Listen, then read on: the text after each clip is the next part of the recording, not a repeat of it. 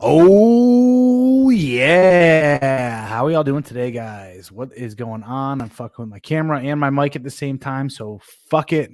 Why the fuck not?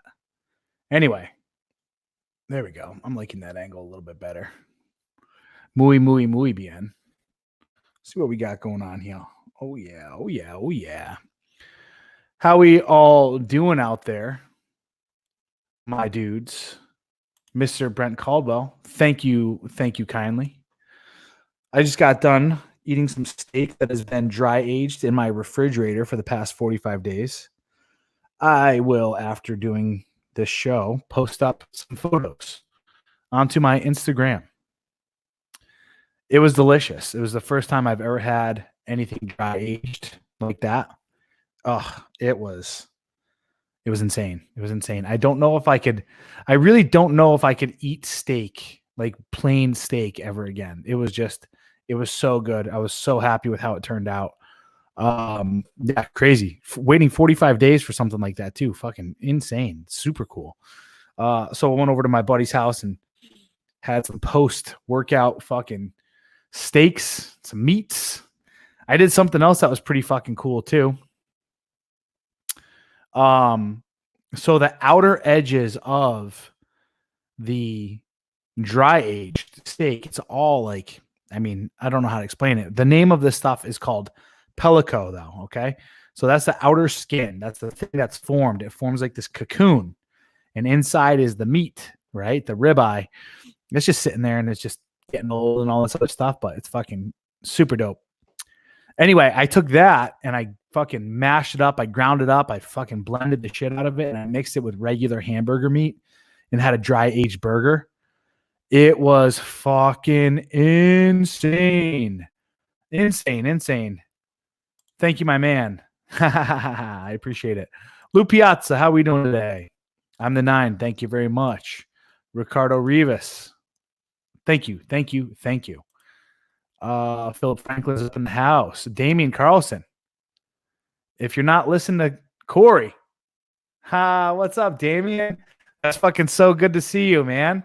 Oh, man. I haven't seen that mug in forever. Check that shit out. This dude, he's one of my OGs, too, from my CrossFit gym. I used to give this guy so much shit, too. It was so fun. He's such a good guy. I fucking missed that smile. Look at that fucking guy.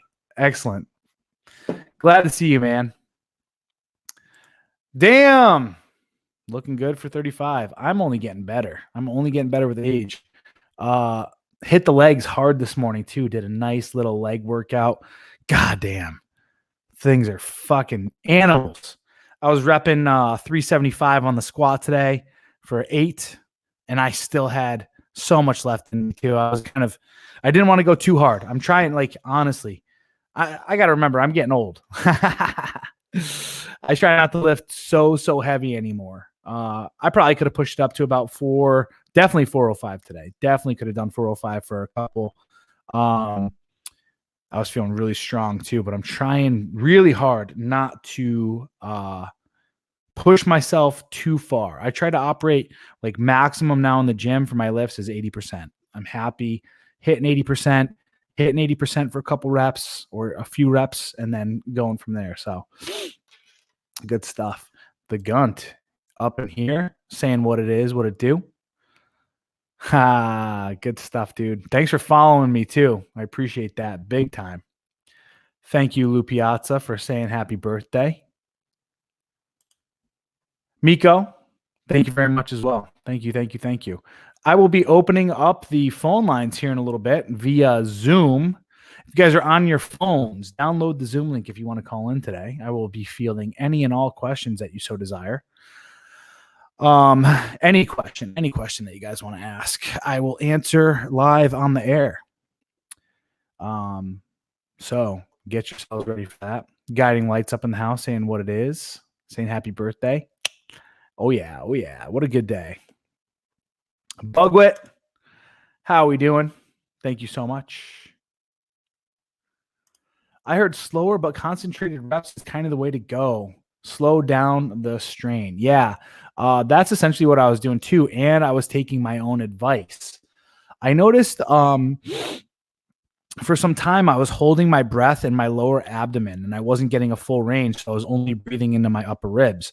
When I squat now, when I'm going down, I'm trying to breathe all the way down to my belly button and then breathing out rather violently, believe it or not, when I get to the squat depth. And it's a way, way, way better squat. It takes a lot less, like it takes the pressure off my spinal cord as much in my low back. Because for a long time, I'm sitting there and I'm flexing my abs and I'm using that to brace. I mean, I'm strong enough now. I could hold the 375. There's nothing really that I need to do. So I'm focusing on breathing all the way down to my belly button and lower. And it's feeling like as I'm going down, right? Like that. And I'm just breathing like that. I'm not like squeezing and like that. It's instead like that. And I'm getting way cleaner reps. It's crazy. It's crazy. Highly recommend. Went and did the hack squat right after that. Did the same thing. Really, really tried to focus on those quads too. I'm trying to get my quads a bit more defined. They're huge right now, but I want them to be defined. I want the veins shooting out of them, which we'll probably start to see in about. I mean, I have good vascularity. You can't see it in the photo that well on Instagram because the fucking mirror was filthy. But we'll get there. Next 2 weeks or so, it's going to be fucking crazy. Crazy vascular. Super crazy, bro. It's going to be fucking cool. 22 people in the chat. You guys know what to do. Let's make sure you're hitting that like. And in order to keep you guys accountable, I'm going to go and check and see what the likes are at. Hey, look at that. Oh, piss poor. We're at 9 likes right now, guys. We need to hit the like button right now. Right now. And all right, there we go. It's getting better. It's getting better. Good stuff. Gentlemen, Damien, I hope you're still listening too, because if you guys are not on my mailing list right now for my new book that's being published, you are wrong. I sent out an email last night. Well, first and foremost, there is the link in the chat for my mailing list. Hit the like or it gets the COVID-19. I wish I knew what that was. I like it though. My fingers still smell a little bit like that. Fucking, what's it called? 9's a good number still. Yeah. I don't know where you got 9 from. I'm lost, but it's cool. I sent out an email. Yeah, I need to get my shit together and subscribe. Subscribe right now. Also, click that link that I just put in the chat and get on that mailing list because, like I said, San Diego Jared, how we doing? Just left the gym. Good stuff. I went this morning. I went early this morning. I went at about 8:30. And it was a shit show, but it was all good. It was all good. I crushed it. Scared a lot of people. It's okay. I'm not even close to mad about that. 9 is kind of my number. Good. It's a great number. Hit the like or fight me. So, for those of you guys that got my email in the chat, tell the rest of the people what's going on.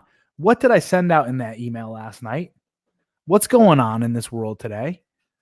What, besides the fucking birthday of your majesty, what else does today mark? What happened today?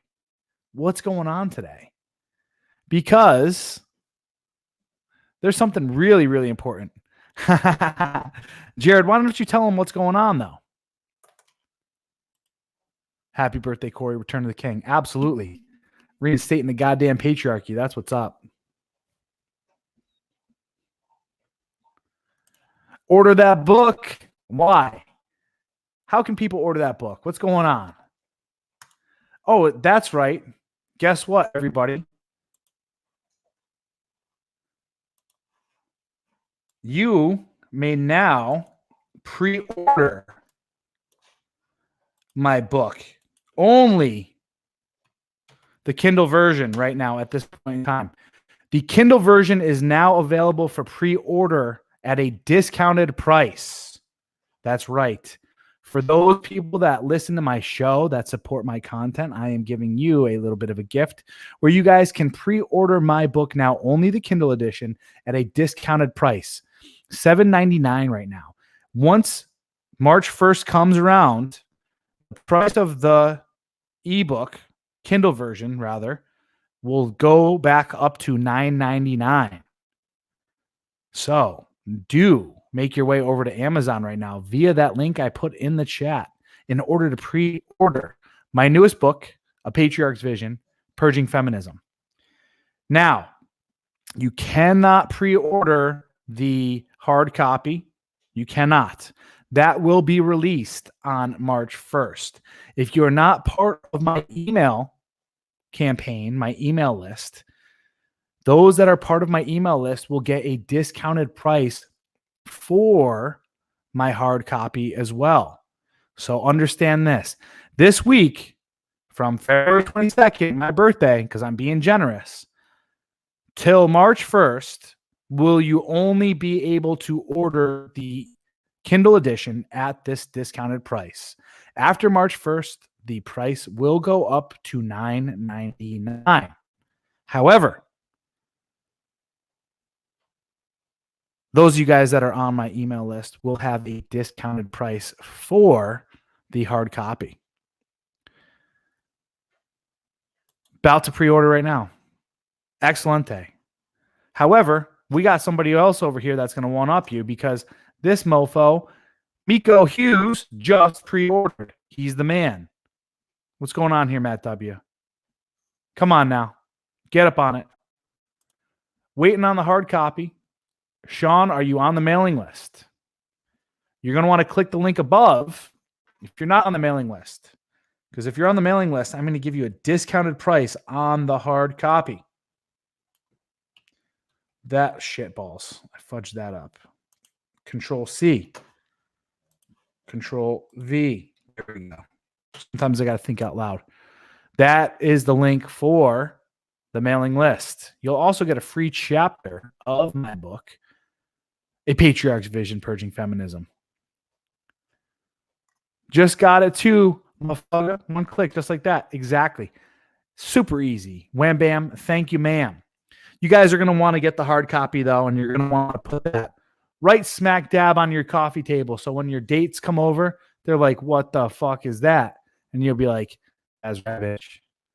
Welcome to the King's Lair. Get in your place.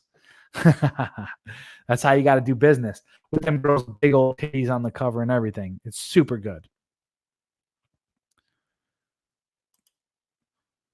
Thank you very much, Griffin. Also known as leaving a review. Please also do that. Please also do that. I can't, I guess, bend your wrist or whatever the hell, bend your arm.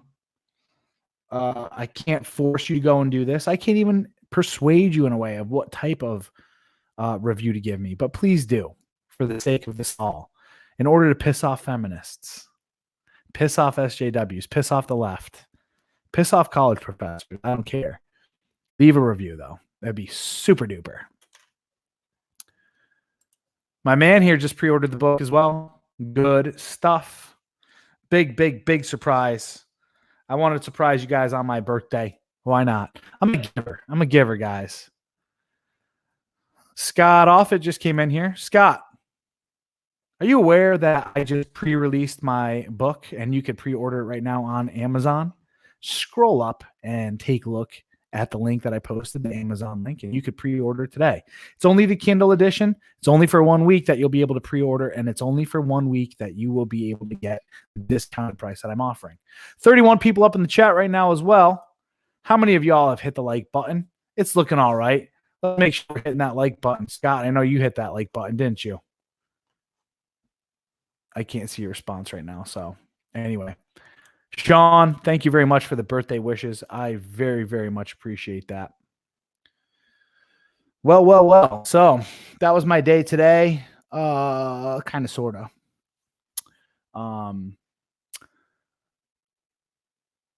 Went to the gym, crushed at the gym, feeling good. Came back home, groomed up a little bit, trimmed up the old beard. No Kindle edition. What the fuck are you talking about? You don't want the Kindle edition? I don't understand what no Kindle edition means. And it's edition, not addition. Fucking. Oh my God. I'm going to order a hard copy and donate it to a library for a used book sale. LOL. Like a truth bomb. I like it. My dude Corey coming in clutch with the new book. I'm trying to see what kind of car. Oh, dang. We got that Porsche, baby. That thing's sick. What model Porsche is that, J Money? Obviously, it looks like a 911. We got to see what model it is, though. Oh, boy. Crushed it at the gym. Feeling fucking good. Feeling spry. Came home and trimmed up the beard because I'm telling you, it was getting too scruffy. I don't care that I didn't get my hair cut yet. Scott, you cannot pre-order the hard copy right now. The hard copy comes out March 1st. If you're on my mailing list, however, you will get a discounted price. You'll get a discounted price. Turbo. Thank you, Ricardo. Thank you very much for ordering. And as always, if you pre-order or whatnot, please do ensure you leave a nice review. Oh, yeah. That 911 looks good. J Money. Very, very good looking car. Red does look good on Porsches too. Red looks good on Ferraris as well. I normally wouldn't get a red car, but I would get a red Ferrari. I was just looking at one the other day, a Ferrari. It's the 488 Pista. Good looking car. It looks like La Ferrari. It looks like the La Ferrari, but minus $3.1 million. Crazy though that it's only a naturally aspirated V8.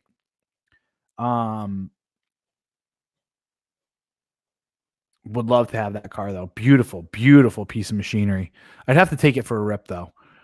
Cars on my list for this year though that I want to own, that I will own, not that I want to own. It's all about materializing your dreams, right? Yeah, it's Zevia. It's fucking super good. The ginger root beer is hands down the fucking best. I love it. Super good. I normally don't drink soda either, but when you're cutting, it's like fuck. Whatever you can get, like whatever simple pleasures. But yeah, that 488 Pista, super dope car. But the cars that I want to acquire this year are the I want to get a 2021 AMG GT 63S.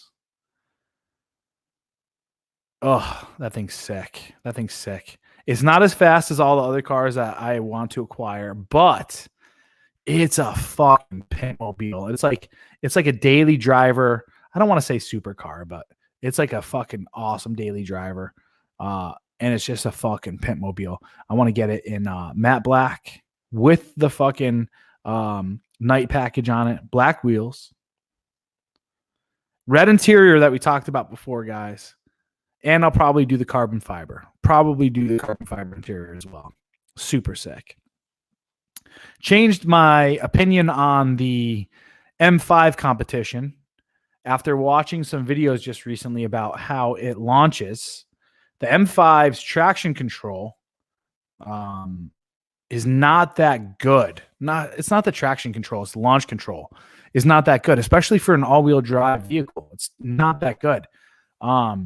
But the M8 competition, oh my God, that thing fucking launches like a beast. So I've changed it. I'm going to get the M8 competition, the two-door. But I would also love to get my hands later on maybe on the Grand Coupe or the Grand Coupe is how they say it. Yeah, fucking Ferraris are so sexy. I watch Manny Koshman. I watch all the stuff he does with his cars. At first, I fucking did not like the guy at all. Now I kind of do. I don't know why I didn't like him. I was like, who the fuck is this guy? But he seems like a pretty all right dude. Cool story. Whole bunch of good cars. And he actually, I think maybe it's because I was like, oh, this guy, and he doesn't even fucking drive these cars or anything like that, but he drives them all the time. It's fucking sick. He's got some sick cars. Like, first and foremost, he has the P1 that I want to own. Like, it's all satin black and carbon fiber. Oh, I'm so jealous. What's it called? No, they don't. No, they don't. Not those cars. The BMW that I was talking about and the Mercedes, yeah, you're absolutely right. But if you're getting like high level Ferraris and like that P1 that I'm talking about right now, that P1 is appreciating in value. All of his Bugattis are appreciating in value. What else is appreciating in value? What the fuck was I talking about? I don't know. Whatever.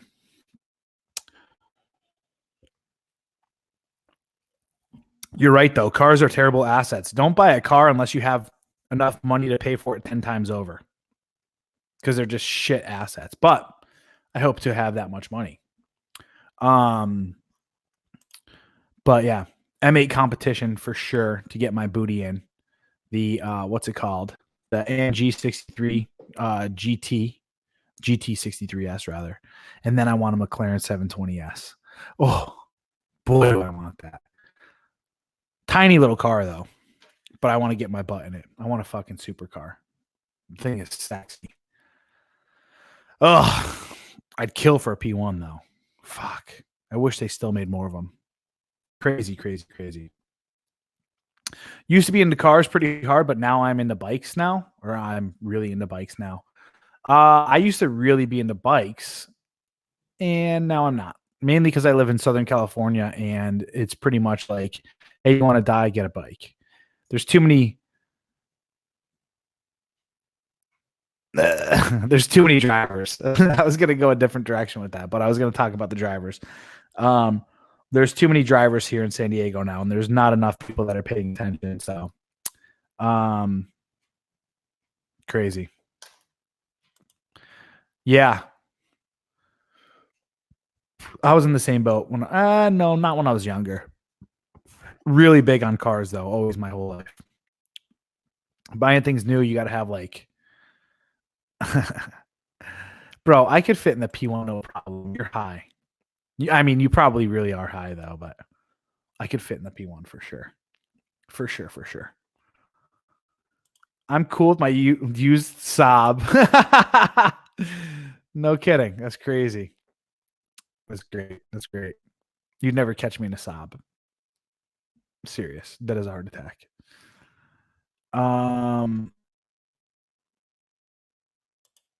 Or buy a used car and then don't overkill it.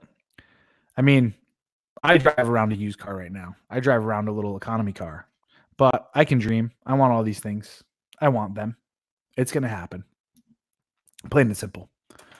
100% agreed on the drivers. I mostly do track riding now. Yeah, exactly. That's the only way I'd get back on a bike. The last bike I owned was a I had a 2014 Ducati Street Fighter. It was brand new.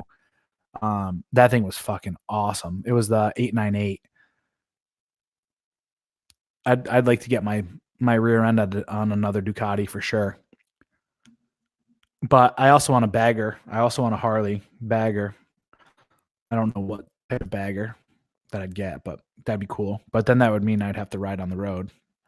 So I'd want to be in a different state for sure, not California. Hey, excuse me. Saab used to be the shit. Same with those turbocharged Saturns. If you drive a Saturn now, you're broke as fuck. If you drive a Saturn, a Geo, or a Pontiac, you're broke as fuck. For real. I don't see one person that drives any of those around that are fucking doing well off. 36 people up in the chat watching live right now. How many are we looking at? 29. Let's get those numbers up, guys. Come on now. What about my Gixxer 750? The Ducati put the fucking Gixxer 750 to shame. It was way more comfortable. It was way torquier, and I think that it handled way better. The Ducati was hands down a far better bike than that Gixxer 750. Gixxer 750 was sexy, but riding it, like I would ride from Camp Pendleton to San Diego, and I was like, man, this sucks. I could ride the Ducati from Vista to San Diego, and it's like super fun, super comfortable. My Harley was super fun and super comfortable too. I had a 2009 Street Bob that was all custom. She's actually tattooed on my leg. Fucking total babe. Total babe. Loved it. I think I don't think they had a Gixxer 1100. I think they have a Gixxer 1000. So they have a 600, a 750, and a 1000. It's called the TL 1000. And that bike was fucking torquey as all get out from what I recall. That was at that point when they're making the TL 1000, that was the most dropped bike up until they started reproducing the new R6s. And now the R6 and the R1 are the fucking two most dropped bikes out there. That's what I run, a 2008 Gixxer 750. Yeah, I had a 2008 as well. The black, it was a black frame with the navy blue. And was it navy blue and gray? Yeah, navy blue and gray. Very rare color for that year. Loved it. Loved it. Fucking great bike, but I'm telling you, it was just super, super annoying. 2020 S1000RR. Holy crap. Yeah, that's crazy. Still huge fan of Ducati. Huge fan of Ducati. I'd get into more of the exotic bikes if I were to get back on the bike as well. Yeah, the all blacked out color scheme is fucking super sick. I want to see a photo of your bike now. That's so fucking tight. Yeah, the TL is a V twin. Exactly. It's not inline four. Exactly. Totally different bike to the Gixxer. Fucking crazy torquey from what I hear too. I remember, goddamn, that was crazy. I had an 86 Gixxer 750, first bike I owned. It was so fucking obnoxiously loud. Loved it though. The first bike I ever rode on, I was like 16 or 17, first street bike. And it was a 96 Gixxer. Remember, it had SRAD all over it. What does SRAD stand for? Something Ram Air Direct or something like that. And I hopped on that thing. It was my sister's boyfriend. He brought it over, and he's like, "Yeah, all right, you can take it for a ride." And I've only ridden dirt bikes up to this point. He's like, "Don't go crazy with it." And I hop on this bike, no shirt, no helmet, and I start riding it around. I take it onto a fucking straightaway, and I get it up to 156 miles an hour, dude. My fucking face was flapping like crazy. Fucking tears were flowing out. I was getting hit in the face with bugs, and I was just like, "Holy fuck, that was so stupid," but it was also super amazing. And then I tried to fucking turn it around. I could barely turn it. Luckily, I didn't drop it or anything like that. And then I rode home, and I was like, "Dang, that was fucking dumb." But it was also super fun. I was a crazy maniac back then. I was all into I was into cars then, and I was like street racing all the time. That's all I did. So yeah, I had to have been like 17, 18 is when I was like big time into street racing. Fucking Fast and the Furious, bro. Fast and the Furious came out like right after I got into street racing too. So, it's pretty much about me. Oh man, good stuff. Good times. Definitely wouldn't mind hopping back on a Ducati though. I want to check out some Aprilas though. Different types of, or like the Triumphs, the kind of more I don't want to call them enduros. They're fucking gross. But obviously you sit a little bit more upright on these Ducatis than you do crouched over like a street bike. So I like that style. I forget what the style's called though. Love them. The SVR is a V twin sport bike, not as exotic as the Ducati, but cheaper and sounds just as good with the right pipes. Yeah, nothing beats out that dry clutch though on a Ducati. Dude, that fucking dry clutch is insane. I remember shifting that thing, downshifting without even having to grab the clutch. It was fucking awesome. Oh, good times. Good times.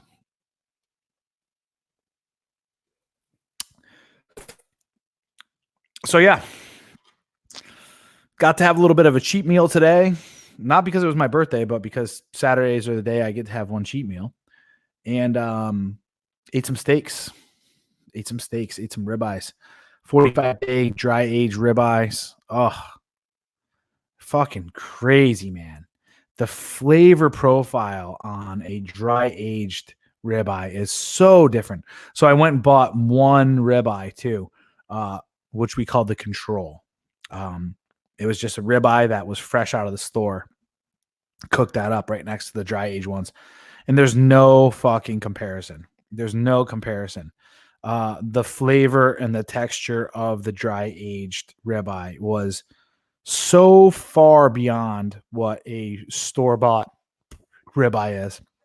Now, both ribeyes were choice grade too.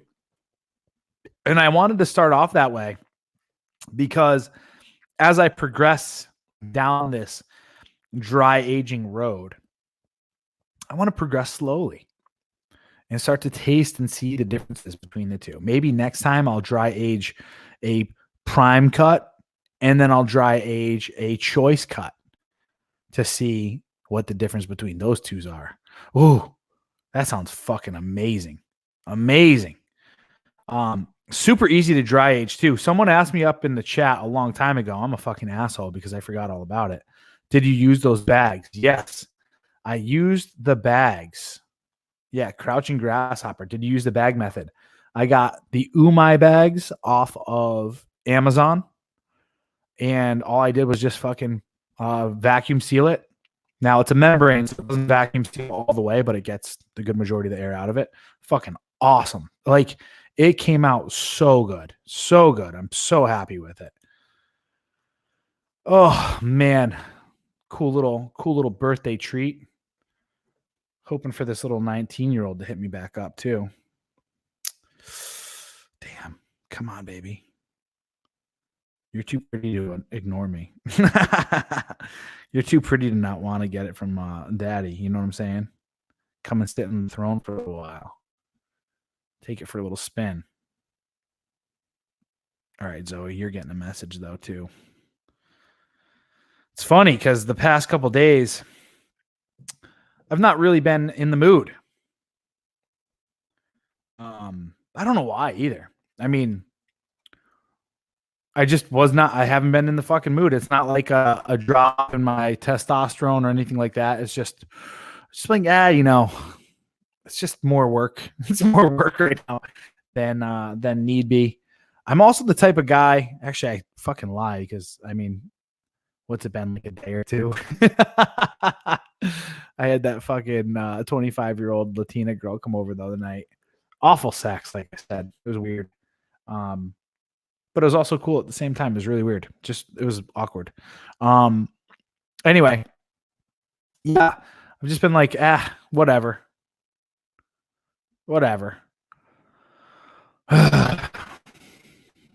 Focusing more on the brand, the book coming out. Holy shit. I mean, we're a week out from the book coming out, other than the fact that you can pre-order it right now on Amazon, just the Kindle. Who's got the link for that? This guy does. Let's put that link in the chat if you guys have not already done so. Guess what? You can pre-order the Kindle edition for the next week at a discounted price. After that, guess what? Bad sex puts you off it. Yeah, it was just so lackluster. It was just like meh. There's like exactly like what you're talking about. There's a slight malaise. Dry age vaginal folds. There you go. I kind of just want to hot and young now. Hot, young, and fucking ready to go. Talking to a bunch of them right now. Let's go. Let's do this. Let us do this. Come on, girls. But I also think, there's been just a bit of reflection the past couple days on all this other stuff. And yeah, that's a good question. Do I hang out with them? Yeah, I do. And then I have sex with them. And then I tell them to leave. Some of these girls are like, obviously because they already have like lowered inhibition. Well, not lower inhibition. They chase after pleasure. So some of these girls are just like, yeah, let's fuck, let's go. But I haven't had a girl yet come over here and actually smoke, which is cool because I don't really. I used to smoke every day. It was like a 4-month period though. Um, and I used to love weed. I used to love the smell of it. Now I can't stand it. I hate it. It's disgusting to me. Um, but I get it. I get it. And I get why people are doing it. Yeah, but everyone smokes. You're absolutely right. Cafe racers. No, that's not the thing I'm thinking of. Yeah, Prilla and Ducati are pretty much the same thing. I love Ducati though. I'm more of a Ducati guy.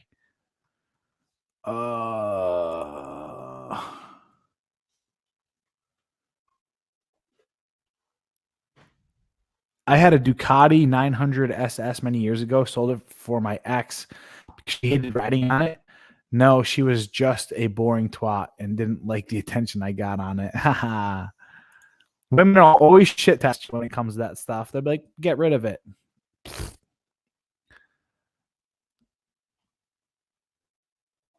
Let's see what else we got here.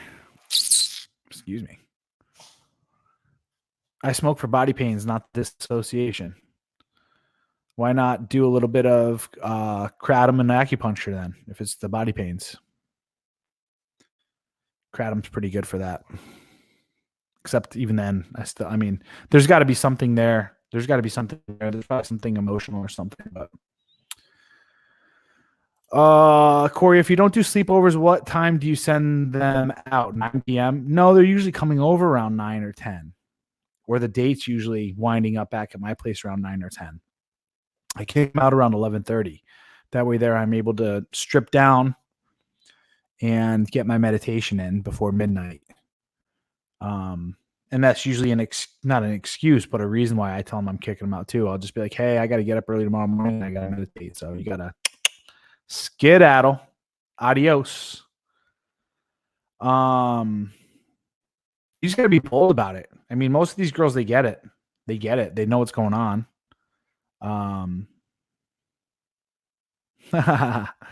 Anyone can write a book. I bet you haven't written a book then. Like, I'm coming in to talk shit if you don't have anything to back it up with, dude.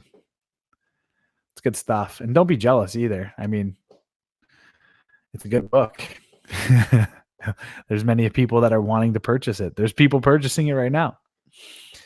So either shit or get off the pot and buy or goodbye. You like what I did there? Modern English coaching. Do you feel different from 25, 30, 35 years old? Yes, absolutely. 25 years old, super wet behind the ears. Obviously blue pilled as well. Young, idealist in a strange way. 30 is when I fell apart completely fell apart. Lost my business, lost everything, and had to find myself, so to speak. And let's just cover that. Like, what is finding yourself? I think essentially what it comes down to is understanding your own personal value and what you 30 is woke. 30 is waking up. Yeah, exactly. So it's woke, I guess, in a way. And then 35 super woke. Yeah, pretty much. Where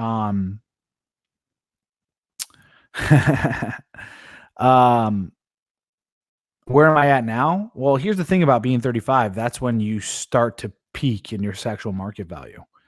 And then you get to ride that out and keep climbing until you're 55. And if you take care of yourself well enough, you can keep going from there. But that's usually the age group at which that happens. I feel like, at 30, you started to feel like a man, but you weren't completely a man because you didn't really know your path and your purpose. Now at 35, my path is carved. I've carved it myself and I see it ahead of me as well. And I know how to invest my energy. The next thing is, I have my damn routine. I have my routines down. I know myself well enough to know when things are off track and how to get myself back on it. That's mastery. So it's fucking crazy.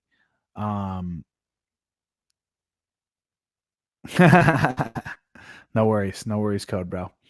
Um, yeah. So big time, like definitely embrace 35. I feel like this year and the rest of my life is going to just like, I feel it. There's something changing. There's a lot of transition going on behind the scenes. Um, Stuff that you guys don't know about. A lot of stuff that's going on behind the scenes. And I'm just seeing how everything's unfolding and why it's unfolding. And I'm just like, yep, I get it. Like I get why now at 35, like some of these things had to come to a head, right? Right. Like come to a close. And I know the direction that I'm going to go. And it's okay. Like I'm okay with that. Before at 25, I would have been a lot more emotional. At 30, I would have been more emotional as well. 25, I would have gone more ballistic and irate. 30, I would have still been like more internally, like beating myself up and not showing it openly. And now at 35, I'm just like, yeah, all right, cool. Like march forward. Let's go. It's like, all right, cool, sweet. So that's that. Shit.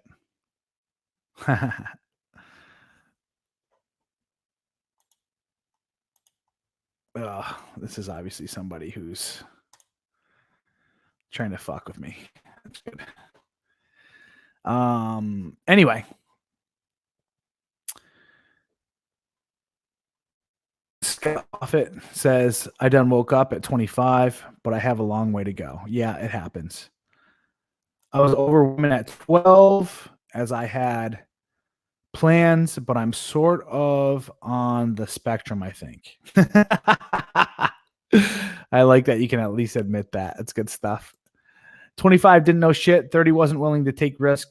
Turned into a beta bitch. 35 plus. Fuck off, everyone. If you want to ride the train, hop on. Exactly. Train's taking off with or without you. We're not fucking doing whatever. Do I generally discourage people from weed? 100% I do. I'll tell you why. First and foremost, you got to understand that cannabis, this is going to go a little weird. You guys are probably going to think I'm fucking Looney Tune. Actually, no, fuck it. Who cares? I've talked about this before anyway with ayahuasca, but weed is an addiction to your mother. Why? Because weed is a feminine spirit. It's the Madonna whore incarnate, so to speak. What it's meant to do is kind of lure you in by nurturing some of your emotions, nurturing and taking care of you and making you feel good and safe and coveted.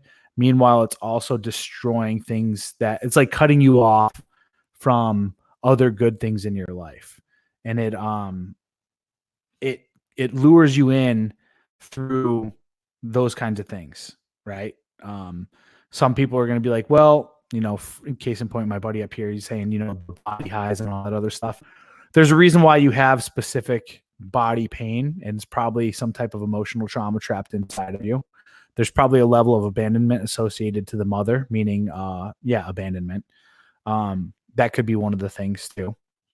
Yeah, love it. Psychedelic vaginas equals female cannabis. Yeah, you're right on with that too, for sure.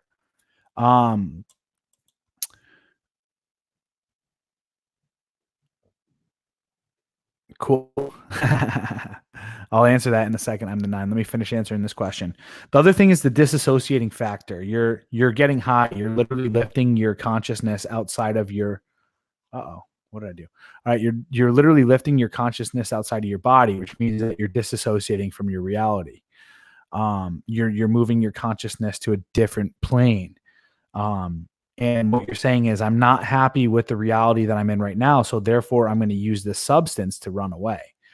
And I think an initiated man, someone who's been initiated into masculinity, right, gone through the processes of manhood, they are content and happy to face whatever comes at them within reality. And they say, I want to be grounded here in reality. So it's the same reason why I don't drink alcohol. I don't do anything to change my my perceptions of reality. I don't.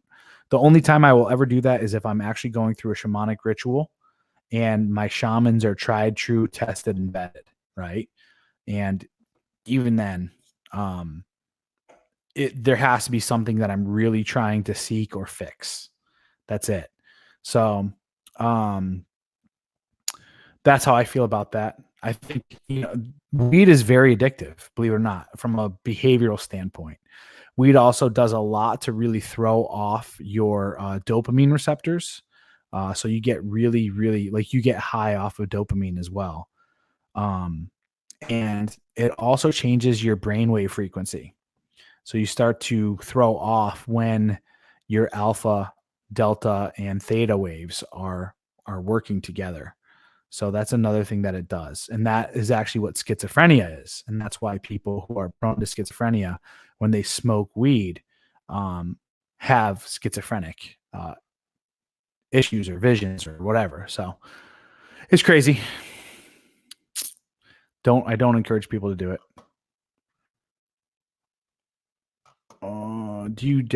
Do I generally discourage people from weed? Yep. Awakened while married at 36. Good for you. Keep going. I got Val here listening to you. She wants to know what advice you have for a 24-year-old female about peaking. I told her it's past. She's got 2 more years technically within the window, but generally speaking, 18 to 22 is like the prime time. What advice do I have for a 24-year-old female about peaking? What I would say to you is this: invest heavily right now into becoming as feminine as possible. What does that mean? Well, get in shape, learn how to be submissive in the right ways, make yourself attractive enough to, to attract high value men. Stop sleeping around. Unfortunately, if she's hanging out with you right now, my boy, she's probably getting plugged. So, after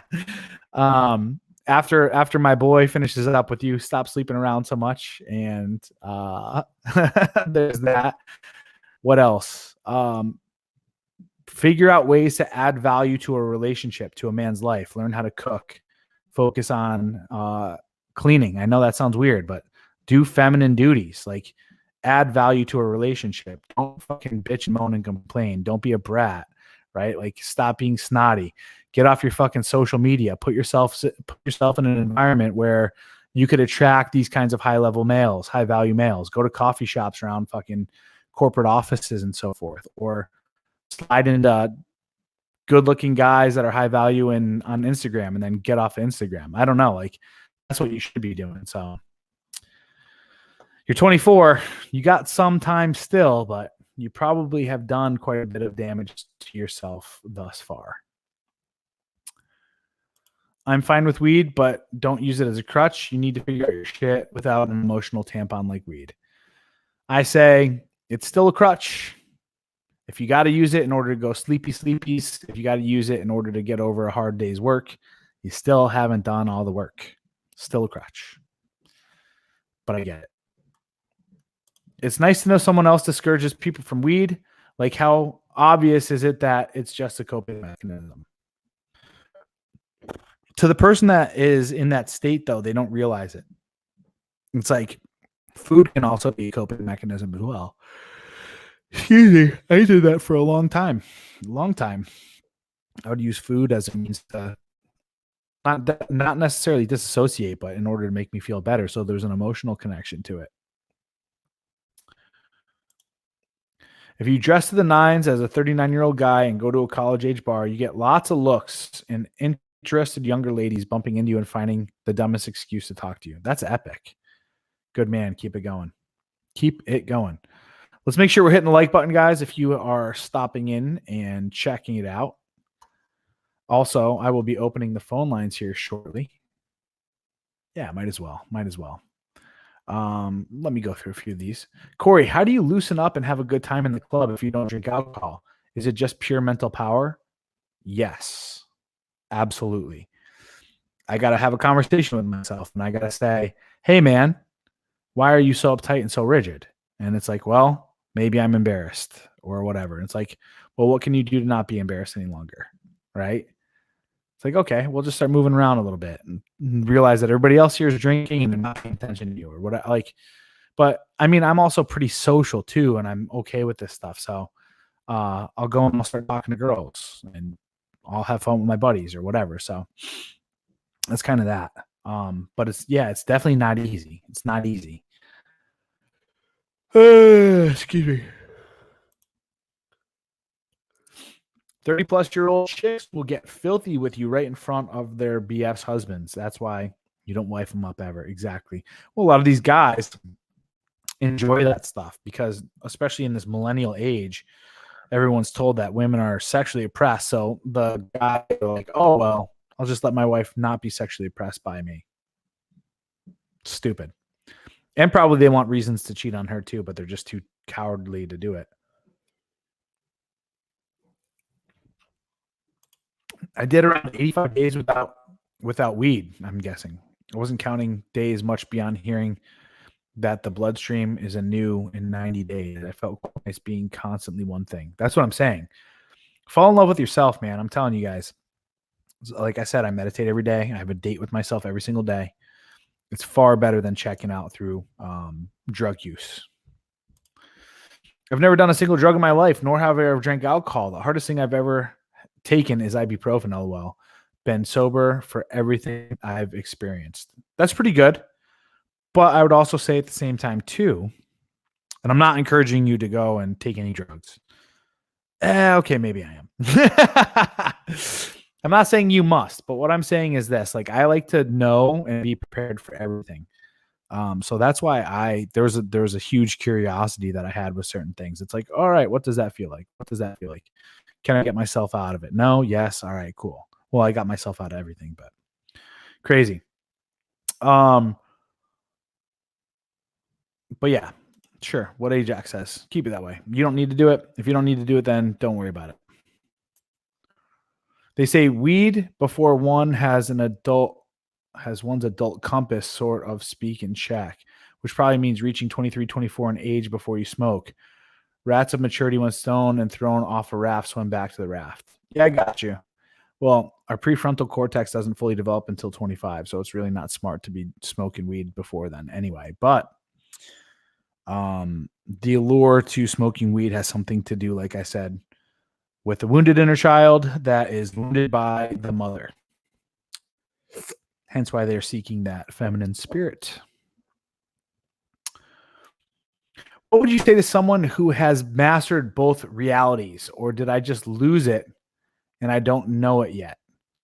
If you mastered both realities, then I would say go to a higher level spiritual teacher, such as Iboga. That's one of the biggest reasons as well that I had to stop smoking weed. Ayahuasca had called to me. And when I went and did ayahuasca said to me, you may not smoke marijuana anymore. And every single time I did after that, I had the worst DMT trips of my life, like world ending type of shit. And I was like, oh, fuck. I now know why. And it's like, it was crazy. It was crazy. But yeah, that was the universe. The universe was saying, stop doing this shit. You're above it. You need to stop it. I was like, okay, gotcha. Don't eat ass. I quit too. Oh man, I just lost it. But everyone in some way self-soothes at the highest is probably meditating, but some modern people are into DDLGABCD. Different strokes for different folks. Sure. At the same time, though, it is all about leveling yourself up and becoming masterful, right? Becoming a master of yourself. And I think that's done through meditation. But sure, different strokes for different folks. Some people are here to be shamans. Some people are lower level. They're here to learn. It's kind of what it is. For sure, Corey. Ricardo Rivas better step up the drugs. There you go. Go and do some rails tonight, bro. Oh, man. What was I looking at here? What was I looking at? Corey, are most of your meditations guided or do you practice some silent meditation? I do some guided, but then the majority of my meditations are listening to like binaural beats, and like different frequencies and wavelengths kind of deal. Yeah, that's what I do. So I'll just sit there and breathe and have that going on in the background. It's good. I have a friend who's into pot. He's broke. Well, he's a broke boy. He knows he ain't shit, but he still spits game like he is this shit. Yeah, that's hilarious. Cool. I'm really so grateful that some guys in the space don't use drugs or alcohol. I've been sober for 5 years. Now that my life is good, I get tempted sometimes. It's not always easy. Yeah, you just got to remind yourself when you get tempted that you don't need it. That's what I tell myself. I'm like, yeah, you don't need that. Or you don't want that either. Like, I'll just be like, yeah, you don't want that. I don't know if there's anything that's been really that alluring to me lately. I really don't want alcohol. I don't like alcohol. I don't like the taste of it. Same thing with weed. So those are like the two that are most openly available. Coke is a little bit alluring, but it's the worst come down if you're really fucking banging on some Coke. I've had one night where I did a bunch of Coke with some friends, and I had the worst come down. I'm like, yeah, never fucking again. This is terrible. That's why people always carry benzos alongside of them so that when they smoke weed. It's like, that sucks, dude. Why would I do this to myself? That's retarded. So yeah, I don't like that. Acid's kind of fun, but definitely don't want to do that again. Yeah, I just don't. There's nothing really out there that I really want to do. Like, I'm good. I don't need that. I don't know, but good Coke is good Coke. But then it's bad. You're right. It's all bad. I hear you. All my buddies were doing Coke today. They do it every weekend. Oh, yeah, that sucks. It's such a rich white guy designer drug for sure. It's like what all these kids do because they got fucking money handed to them. I know you're in that environment. That's why I grew up in the same environment too. Fucking all these rich whiteys from fucking New England, from Connecticut. It's like dudes don't have a life and don't have any game, so they just fucking do a whole bunch of Coke. Fucking tools. Good for them though. Good for you guys. I appreciate that. I appreciate it. Bro, I had a night recently. I never ever felt anything but great on Coke. I never bought it, only done it a dozen times, and have no addict friends. But last time I did, the next day I wasn't happy. Yeah, it's fucking super bad for you. Super bad. What do you think of microdosing psilocybin? I am a fan. I think microdosing isn't bad for you. I would prefer LSD over psilocybin, to be honest. But it also depends on what you're trying to do. Acid's a lot more technical, whereas psilocybin's a lot more, I guess, like emotional. Yeah, one's more logic based. LSD is a lot more logic based than psilocybin is. But like if you're trying to solve problems and stuff and figure shit out, for sure LSD. But if you're trying to like work through emotional stuff, definitely psilocybin. Powdered confidence. Exactly. 4 betas. 100% agree. I was in Miami a couple weeks ago. That was probably like 2 months ago. Sorry, it was like December. And I got invited to this.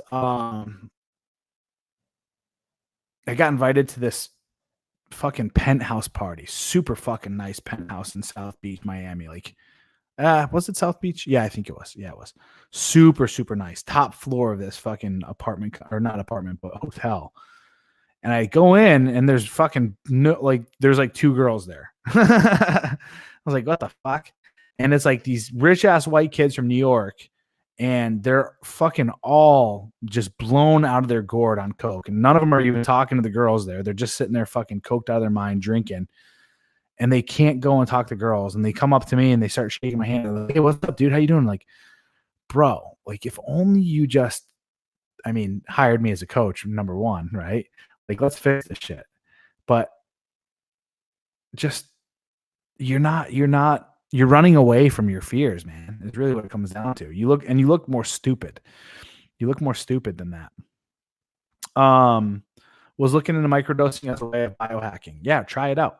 You're not gonna if you stay low dose, you're not gonna really experience too much crazy side effects. So I'm a fan. I'm a fan. Coke is the freshest cup of coffee you've had that it comes down, start feeling anxiety, rapid heartbeat, uncomfortable, makes you want to do more. That's exactly like it sucks because it's like a 15-minute high and then you got to go do it all over again. And it doesn't feel as good as the first time you did it. And then you got to keep going and keep refreshing and refreshing and refreshing. It's like, fuck, this is annoying. This is so stupid. Yeah, you bet. GHB, I've never done it. Never done GHB.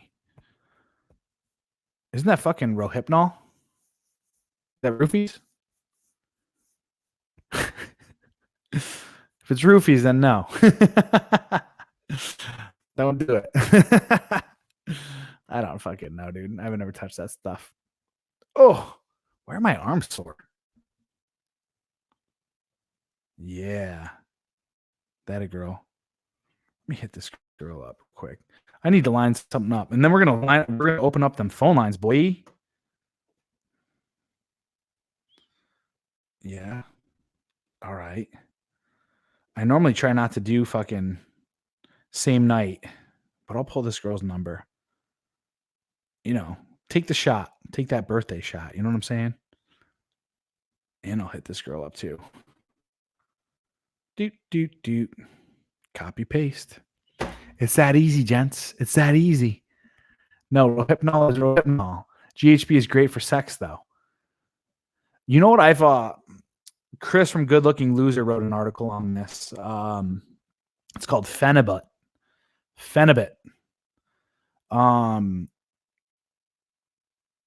That, from what I heard, for guys, they say that you can get some effects from it, but for girls, Phenibut's supposed to like enhance their orgasms like fucking tenfold or some shit like that, like makes them more horny and stuff. Now, what am I saying with this? If you do get yourself some Phenibut, sit down with a girl and introduce it to her and say, hey, here's what it does. Would you like to take it? It's going to be something that's going to be fun for our sex. And then if she agrees, then give it to her. I'm not saying to use it in any way, shape, or form nefariously. Okay. I haven't ever tried it. I've never used it before, but I heard it's pretty fucking cool.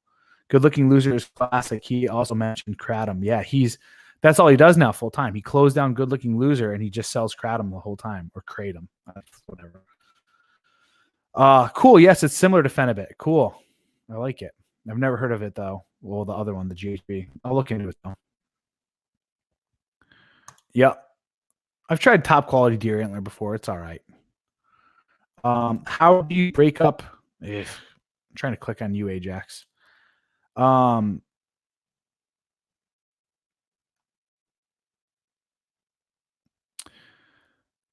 do you break up amicably? Oh, someone's going to get hurt and someone's going to walk away the fucking dom, plain and simple. I'm a fan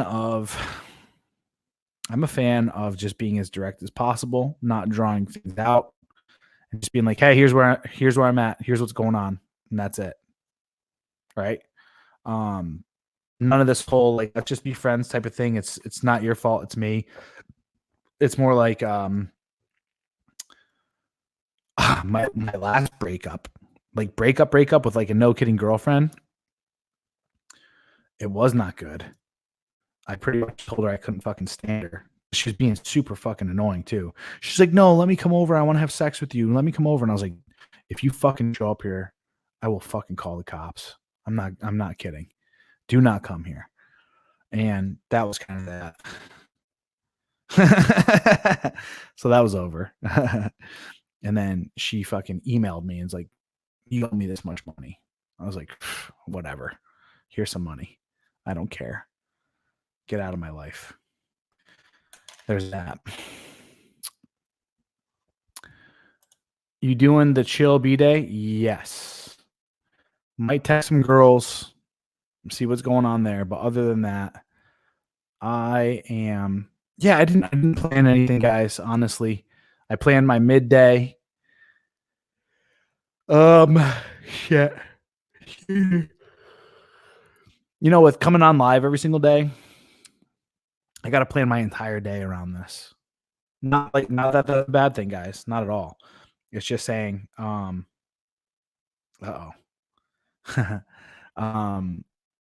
it's just, this is priority number one, pushing the book, marketing, all that good stuff.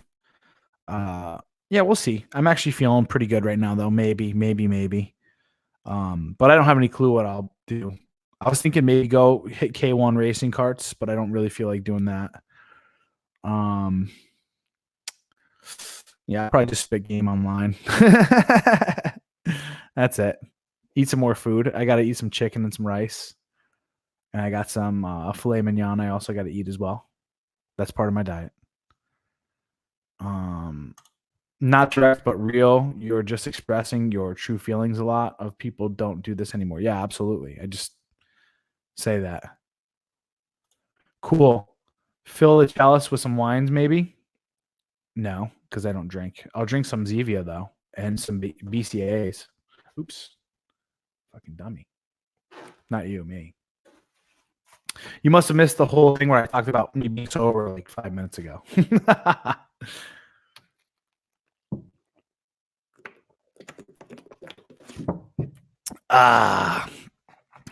Yeah, or non-alcoholic anything.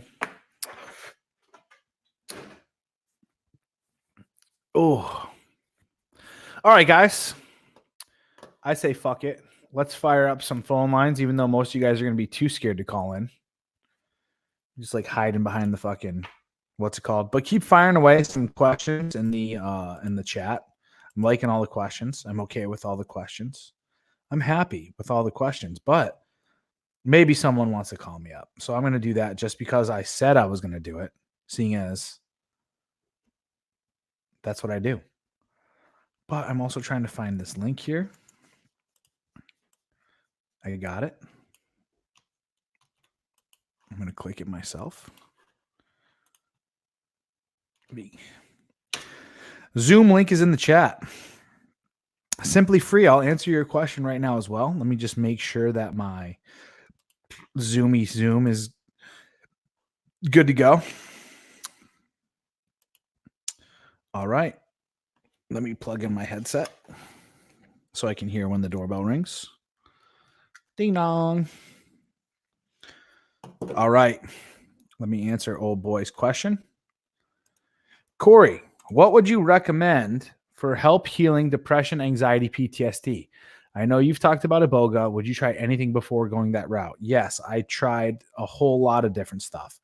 Like I said, I first tried smoking cannabis. That didn't help out so much. That just numbed the pain and made me want to disassociate more. The next thing I did was ayahuasca. Ayahuasca did a great job of destroying my life in order for me to clean up a lot of shit. But it didn't help heal the depression and anxiety part of things. So the PTSD aspect, it healed, but the depression, anxiety, it didn't heal. I know that sounds weird, but it helped me understand my traumas and why they all happened to me. But physiologically, my depression and anxiety was still there. Came back, got into using psilocybin mushrooms, which actually I believe helped heal the TBI. It reconnected the neural pathways in my brain and all that other stuff. As we all know, I got blown up in Afghanistan. Meditation is by far the best thing that you could do. There's another thing out there called Alpha Stem that I really, really want to try out. It's alpha waves that you can plug onto your earlobes, and you could do that while meditating, and that's really, really good for your brain. Hands down, Iboga is the best thing for it, though. I mean, Iboga, meditation, a daily fucking workout regimen, eating clean, fighting 3 times a week and doing jujitsu. Like, there's another one. If you're not doing jujitsu, man, I highly, highly, highly recommend you get involved with that. You're going to get your brotherhood. You're going to get that fighting spirit back. You're going to get the discipline that's kind of reminiscent of the military. You're going to learn how to defend yourself, which is fucking awesome. You're going to learn how to breathe under pressure. Jiu-jitsu, honestly, is so much more than just a martial art. It is spiritual, mental, emotional and physical. It is like it's all four wrapped into one. I don't know why more and more people, well, I do know why more and more people don't do it. It's scary. It's hard. It's not easy at all, right? You get hurt. Like, it's shitty, but it's amazing. It's the most beautifully shitty thing ever. So there's that. Anyway, got a caller on the line right now. Let me see who it is. Scotty boy. How we doing, Scott? Can you hear me? Scott, you're muted. You're muted, you fucking retard. So I've been a real retard today. Been a real retard. Good stuff. What's going on? I'm just calling in to say what's up, man. Hey, buddy. I just wanted to call in and say what's up, say and support what Yeah. you're doing, and I'm glad about what you're doing. And, Thanks. and I think it's cool. What? I know that, oh shit, sorry. You're good. I got a girl coming over in a minute. The main event for the free UFC fight's gone in 5 minutes. So. Oh shit! Who's fighting? Dan Hooker, Paul Felder. Hey, I don't know any of those fighters. Oh, they're fucking beasts. But it's over in Auckland. Oh, okay. New Zealand. So. That's why it's so early. Yeah, like today I go to my buddy's house that like I have like two sets of friends. I have like normal people, like friends that level up, and then I have like degenerate drug addict friends. Yeah. That I used to be a degenerate drug addict. Sure. I'm still friends with them. Like, they're good guys. They're all just white boys that are retarded. So I was going over there today. We got sushi, we hung out, like blah blah. And dude, like it always surprises me. These dudes just rail coke every weekend, dude. Like, and I just think about it. Like, I've never been once tempted to do cocaine. Well, I've done cocaine probably 500 times, but I've never been once tempted to do cocaine. Cocaine is the stupidest and worst drug in my opinion. Why is that? This is just to me. No. I want to hear your rationale behind that. I'm not arguing with you. I'm just saying, like, what? Yeah. Just as far as like I was an uppers kind of guy too, but I did not like doing cocaine. I like doing Adderall. Ooh. I like doing stuff like that. There was so much stuff with more bang for your buck. For sure. Like it's just like a quick. Not like I was never a quick guy. I want long lasting. Right. I want 10 hours. I want 15. Like, you know what I mean? Like I want to be. I loved hallucinogens because they just lasted so long. For sure. The cocaine was just like it's expensive and there's no bang for your buck. Right. And it's just, you hit that first line, and then you're like, oh yeah, this is great. And then 15 minutes later, it's like, yo, I'm back to normal again. And then you get another fucking line, and you're like, it's not as good as the first one, and you keep kind of trying to chase that first one, and it never really happens. And the next thing you know, you just keep going and refilling over and over and over again, and then you're out, and it's like, fuck, I need more. And then you start coming down, and it's like, oh my God, this is terrible. Just awful. Yeah, it's stupid. For like a 75-day stretch. Holy fuck. Like, this was pretty much all the coke I ever did. That's a lot, dude. That's a lot. I learned about cocaine, like, in the midst of my pretty bad alcoholism, college experience or whatever. And I didn't learn about it. I just did it. Yeah. Because I was always scared of it. I was like, if I do this shit, I'm going to do it all day. Right. And because I knew I was an alcoholic when I was just a little boy. So I took it, and then I was just like, well, here we go. Let's see how long this lasts until someone or something intervenes. And I don't remember exactly what happened, but I'm sure like my family got involved or somebody told somebody that I was locked in my room or whatever. But yeah, as far as my experience with the one thing that I've learned about this space that's been the most surprising to me is obviously we all come here for one reason or another, and it's kind of about women, but it's never really about women. Right. It's about you.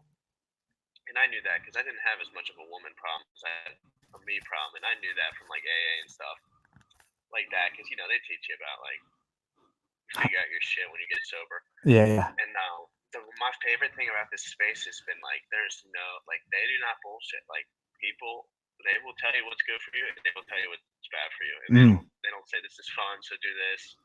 like you'd think like when you came in, they'd be like, yeah, you want to drink, you want to party, you want to be on that scene. Nobody says that. Like nobody. Like there's nobody who's just like, yeah, be in that scene, enjoy that. Like you're talking about the red pill space. Yeah, like as far as like the red pill space that I associate with. Yeah. Because I would have always assumed like, yeah, I'll do everything but the drinking. But most people are like, oh, you don't drink, like you're 10 steps ahead, or whatever. Like that's a good thing. They never. And I always thought it'd be a little bit of a disadvantage for some logistical reasons. But then I talked to Troy, Francis, I talked to you. Yeah. I talked to the other guys, and they're just like, nah, dude, like that's totally cool, and it works for them. And when I learned that, like that you guys were like cool with that, I automatically became cool with it. I was like, okay, other people do this shit. Yeah. Because I just thought I was the only one doing it. You know what I mean? I didn't think it was normal to be like just sober all the time. I love it, man. To be honest with you, I like the fact too.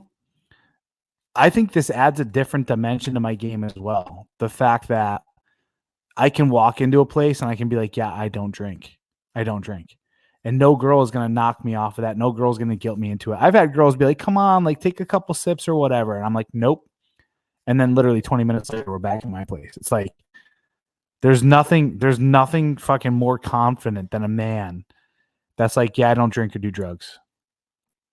And like, no one's going to knock me off that shit.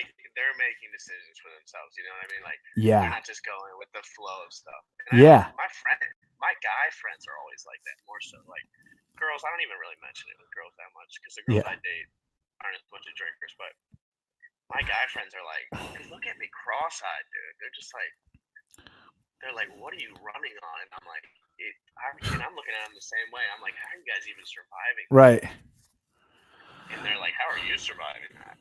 Right. And I'm like, it's so weird. It's like, they don't understand. Like, I wake up at 8 in the morning and work out, and that is amazing. Like, I feel amazing. Right. Exactly. And I enjoy it. Like, I wake up and I'm like, fuck yeah, I get to lift weights. You know, I get to take my pre-workout, I get to do the whole thing, I get to be organized. Yeah. And it's just, there's freedom. You know, Jocko Willing talks about this, and he says, you know, discipline equals freedom. Or discipline equals, so true. And the thing that people don't understand is they avoid freedom they avoid discipline because they think that it's not freeing. They think it's too confining. And it's like when you have that level of discipline, you get to free your mind from all those levels of chaos. That's how I felt when I was smoking weed every day and I was just fucking off life and all this other shit. I never felt more chaotic in my entire life. And it's because my thoughts, my energy, my direction, my passion, my purpose was unknown. It was gone. And it was just like, oh, fuck it. Who cares? I'll just fucking, what's it called? I'll just disassociate. And it's like, no. Like, we all have a path. We all have a trajectory. We all have value that we need to impart on this planet. And it's like, when you're off doing that stuff, it allows your brain, your thoughts, and all this other stuff to go haywire. And you end up creating more and more stress in your own life and your own environment. It's the opposite of freedom. It's chaos, right? And that chaos is far, far, far more imprisoning than adding a little bit of discipline to your life in order to channel and direct your life through discipline. It's crazy. It is crazy. And I just know, like, from watching people that obviously aren't disciplined. People that smoke weed generally aren't disciplined, other than like the ones that do it at night, like on occasion. Like, my brother kind of does it every once in a while. But I am so under the impression that chronic marijuana use leads to anxiety disorders. 100%. Like, it's like 100%. Like, it's without fail. Like, you meet anyone who's smoked weed every day, and they're like, yeah, you know, it's like they start smoking weed and then they got problems 3 years later. And for sure. Oh, it helps with the problem. I'm like, that is the fucking problem. Well, that's what the addiction is, though. The addiction is that it becomes the medicine that you need for every occasion. Right. I remember going through that situation. At first it was, this is my medicine for PTSD. And then soon enough it was, oh, I don't like being out around crowds, so I need to smoke weed before I go out in the public. And then it was for everything else, right? It's like, I need this for sex to feel good, or I need this to listen to music. And you know what I mean? Like it ended up turning into an excuse for everything. And then just like you said, yeah. Like I said, it throws off your circadian rhythm. It throws off your alpha, delta, and what other waves did I talk about? T, beta. There we go. It throws off your different brain waves and brain frequencies. And that's another thing that actually leads to a lot of these disorders, these issues that people are talking about. It's crazy. People don't talk about that. People don't know this stuff. And once I started meditating, I healed the trauma to my brain far greater than any other thing did. And I was able to get my circadian rhythm back. And then obviously I was able to have a relationship with myself, which is far better than any other relationship with any other human being, plain and simple. So I don't know what a circadian rhythm is, but I feel like I know what you're saying. Yeah, it's just natural functioning because we have a lot of different frequencies that we operate on, that the brain operates on, right? Because like obviously you have subconscious and you have all these other things that are going on, and then you have other things that are on autopilot, and those create different rhythms in your heartbeat has a rhythm, your brain frequency has a rhythm, right? So those all have to work together. Now, when you start doing something like that, especially every day where it's no kidding, THC is psychoactive. You're taking a psychoactive substance, which really does a lot of stuff on your brain, right? Changes frequencies, changes the way that the chemicals are produced and output and regulated. So it's like you're messing with a lot of the sauce that's going on in there. It's crazy. And it had a lot to what you said to that one guy who said he's never drank in his life is, it's kind of a shame. It's a good thing, but it's kind of a shame at the same time. Like I had the benefit, obviously a lot of bad things happened to me when I was doing all that stuff. Some of it I wish it was avoided, but I had the benefit of just seeing the worst of the worst and the darkest of the darkest. Like as far as just like straight up drug use, like I am completely addicted to drugs. Like there's just no, like I was a slave to it and I was aware of it. Sure. And in that, but then you overcame it, right? There's a difference between someone, and I'm not telling them to go out and do anything right now, but what I'm saying is, I was curious. I wanted to see if I could beat it, and I was able to beat it, which is crazy. Now, a lot of bad shit happened during that time, but it also made me who I am today. So it's like, again, it's like being forged in a fire, plain and simple. It's like I wouldn't trade any of the experiences that I had for anything. And I've been through some weird shit. Obviously, you've been through some weird shit, and that's kind of one of the reasons that drew me to your channel. Is like, opposed to some of the other people, because when you said some of the stuff that you went through, I mean, it's just undeniable. You can't, you can't make stuff up. I'm not saying obviously you're not making it up. Right. It's not a situation other people can just put themselves in. Right. Like, oh yeah, you know what I mean? Yeah, you yeah. went through specific things that are just harder than some people. So that's what drew me to your channel, is specifically because I have some similar stuff. I mean, obviously it's not similar. Like I didn't go to war or anything, but just like trauma and like shit that everyone. Right. But I just knew that you went through. Like I knew without a shadow of a doubt that you went through shit. I didn't know specifically what it was, but you mentioned it, and some of the other guys, they're all intellectuals and stuff, and I enjoy their theory and all that stuff. But I don't, when it comes to really breaking, there's no practicality. They don't have any practicality to back up their stuff. Yeah, and I could see kind of through some of it with some of the people that I did. Agreed. And again, Agreed. they all have some intellectual power. For sure. Some of them, they're like smart dudes, and they can really articulate things well, and they have a lot of like they're good writer people. Sure. I mean, not that they're good academics, so to speak. Right. Yeah. And like some of Rolo's stuff is just like really on point. Yeah. But it's about life experience at the end of the day.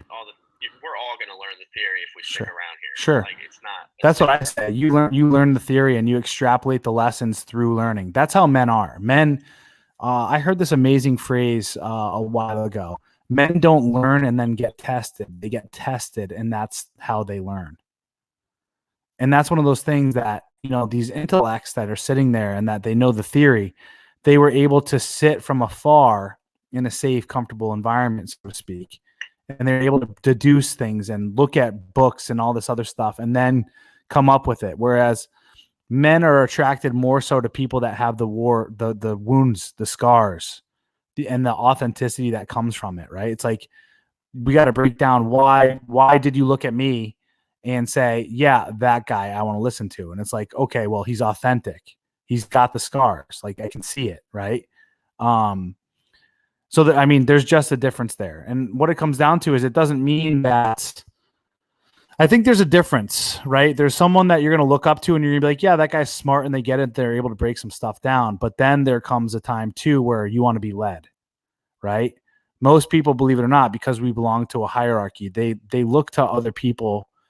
We still look to people to be leaders. And I think that's something that we're really greatly missing in our society today, is we don't have really good, authentic masculine leadership, like role models, right? And there's a difference between being the academic and then being the role model, honestly. And that's essentially where I'm trying to go with other men too, is I'm trying to give them experiences in life where they can also become role models and affect and change things within their direct environments, right?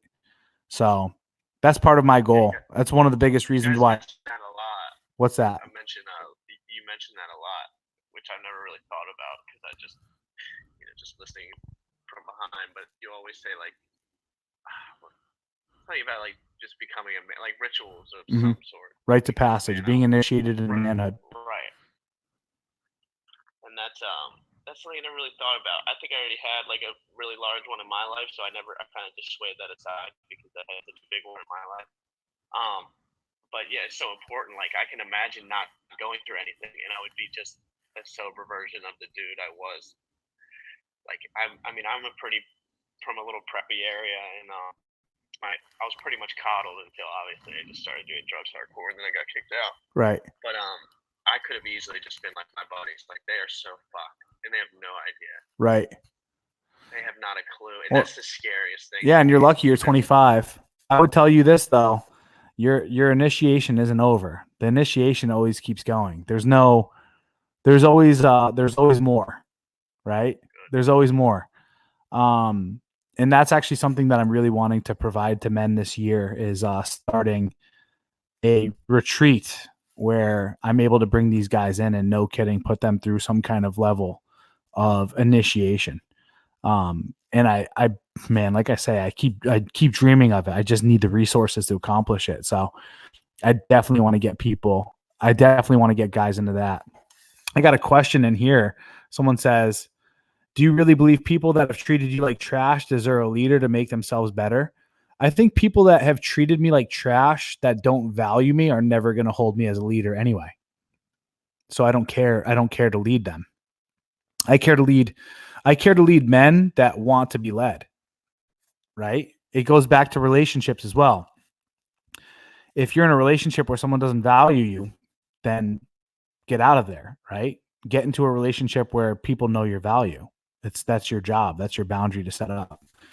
Christopher Wilson, what's going on, my dude? Good stuff. Hey, let me check real quick, Scott, to see if I have anybody on the.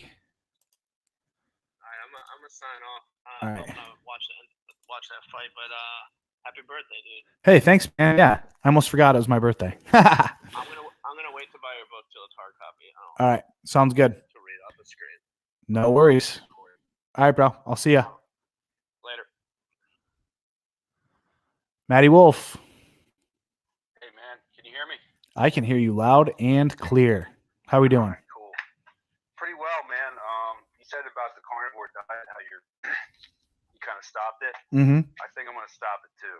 Tell me why. I've been doing it. I'm not doing it religiously like Aaron does it, but I have sauerkraut in my diet too, like raw sauerkraut, like fermented type foods, but basically no sugar, no desserts, just been doing straight up like chuck roasts and eggs and lean ground beef and stuff.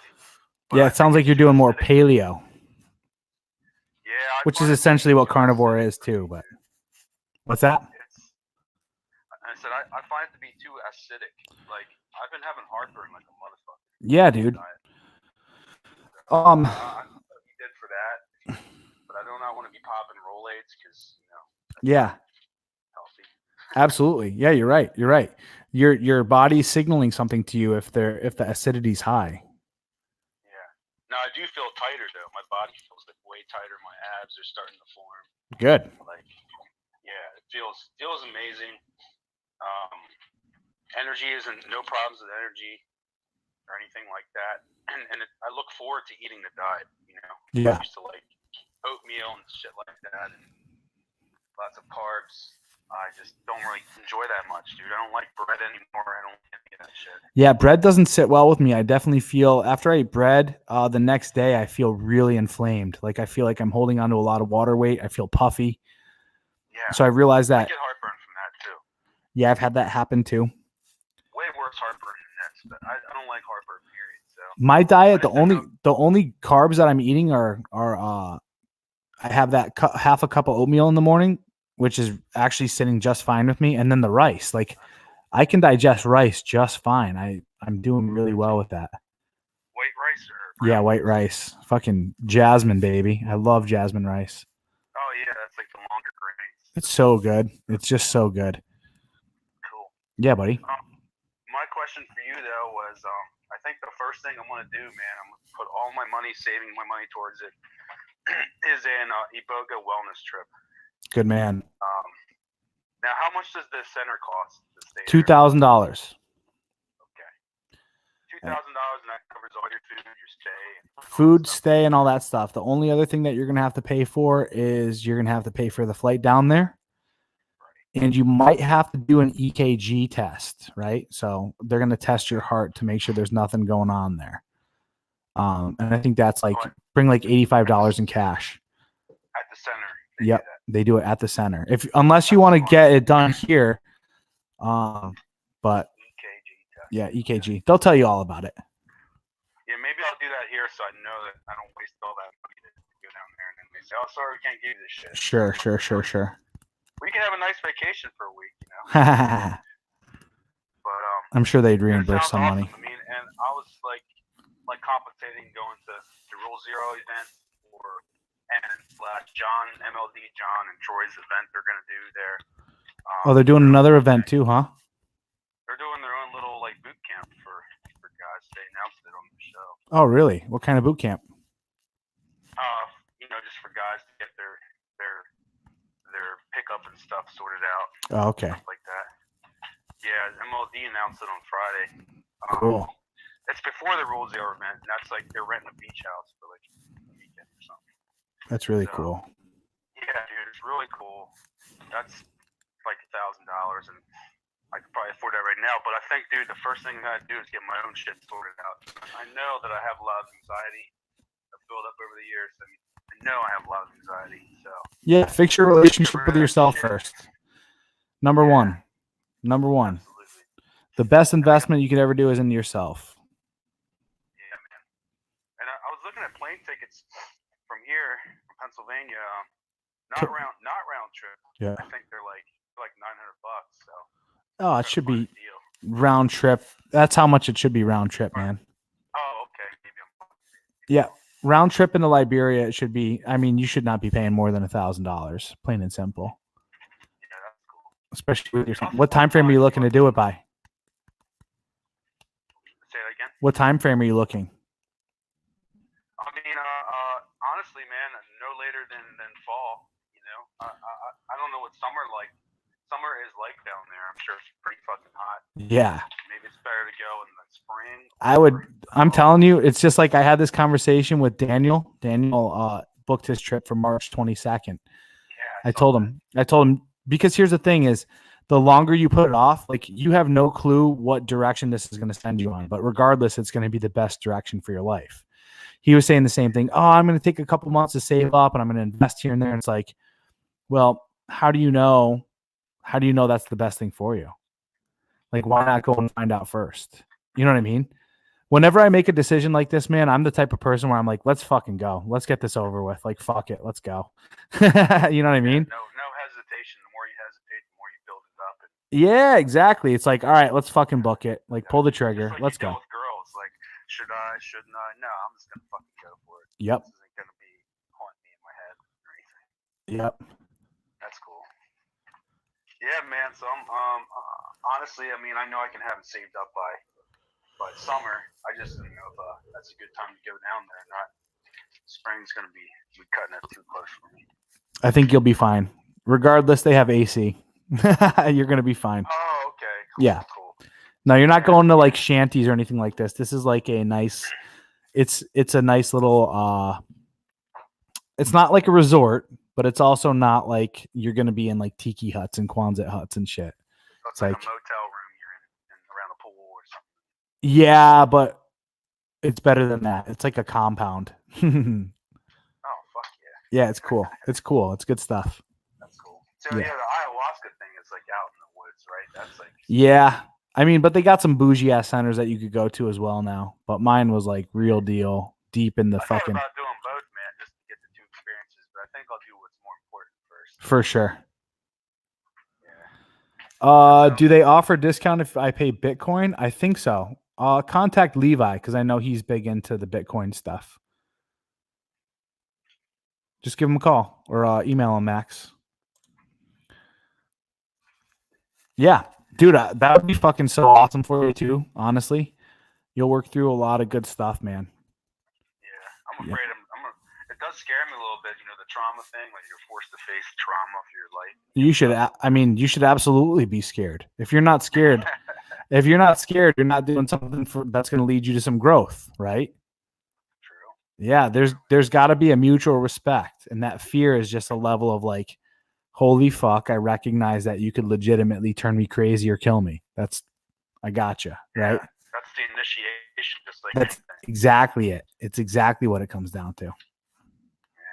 Yeah, bro. Cool. Yeah, bro. All right, man. I'll let you take some more callers, but thank you. Thank you. You betches. Birthday, brother. Thank you so much. I appreciate that. My older brother just had a birthday too. Ha.